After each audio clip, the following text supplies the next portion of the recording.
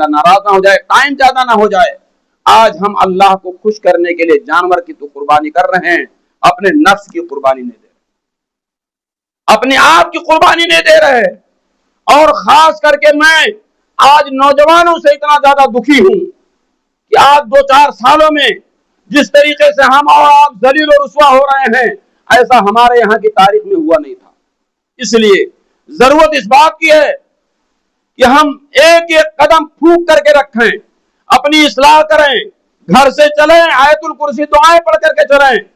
हालात कैसे हैं, ट्रेनों में खत्म कर दिए जाते हैं, बसों में मार दिए जाते हैं, नशा और चीजें पिला दी जाती है, बेहोश कर दिया जाता है। इसलिए अल्लाह रब्बुल आलमीन को हाजिर और नाजिर समझते हुए होटलों की जीनत ना करें, किसी से बहसबाजी ना करें, इसलिए कि अपनी इज्जत अपने हाथ में है। आज हालात ऐसे हैं कि हम उसका मुकाबला नहीं कर सकते।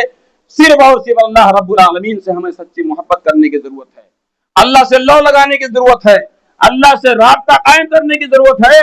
इसलिए कि अल्लाह रब्बुल आलमीन जो इब्राहिम को आग के अंगारों से बचा सकता है, जो उनकी बीवी को बादशाह के जुल्म से बचा सकता है, वो अल्लाह रब्बुल आलमीन अकेला हमें इज्जत देने के लिए काफी है।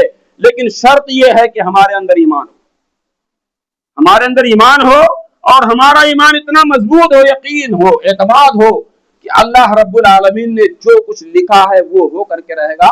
इस पर राजी होकर के हम अच्छे काम करें और बुरे कामों से बचते रहें। तो हजरत इब्राहीम अलैहिस्सलातु वस्सलाम ने अपने बेटे को पेशानी के बल पटक दिया, छुरी चलाने लगे। कैसा मंजर रहा होगा।